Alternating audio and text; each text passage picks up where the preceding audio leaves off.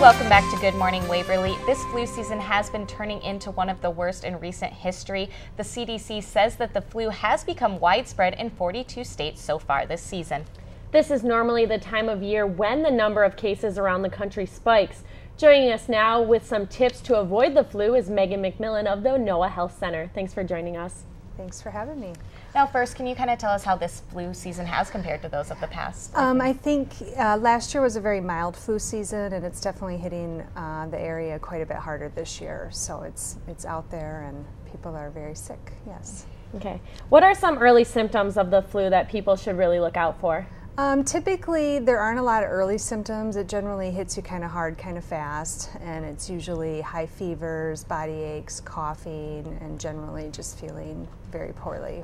Okay. And those are kind of some cold symptoms as well. What's the main thing that kind of differentiates a cold versus this flu? Typically the fevers are quite a bit higher with the flu, and general body aches are much worse, and you usually feel quite a bit worse than you would just with a cold. And how long are people contagious with the flu then?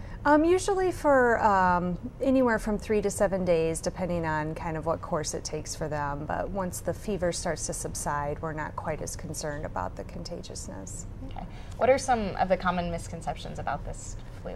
I think people can sometimes get it confused with the stomach flu or gastroenteritis, which is more of the vomiting and diarrhea flu. The influenza flu season is typically more of the fever, coughing, body aches, kind of the upper respiratory flu. Okay. And what are some ways that people can avoid the flu? Well, getting your flu shot in the fall is always a good idea. And just making sure that you're taking good care of yourself, lots of hand washing, using the hand sanitizer, making sure you're getting enough sleep and eating well and hydrated, and just being cautious of the germs that are out there. And then are there certain types of people that are more prone to get this kind of flu than others? Or? People who have underlying health concerns, it can certainly hit them a little bit harder.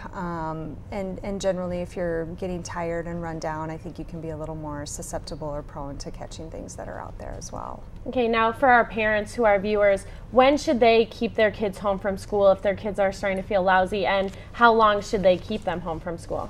General rule of thumb is anytime you have a fever, you should be home. And once that fever breaks, and as long as they're feeling okay, I think it's okay to send them back to school.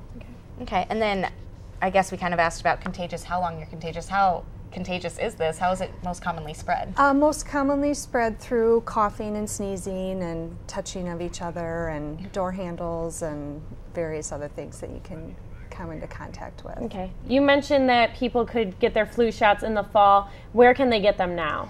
They can get them probably at any clinic.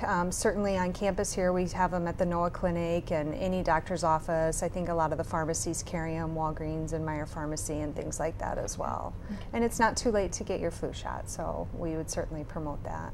Right. And then I know some areas as there's been shortages of this vaccine. Is that a problem around here? I haven't heard that we've had any shortages at this point, at least. So. Okay. Well, Megan, thank you so much for joining us and Yes. giving our viewers some tips on how to avoid the flu. Thanks for having me. Thank you.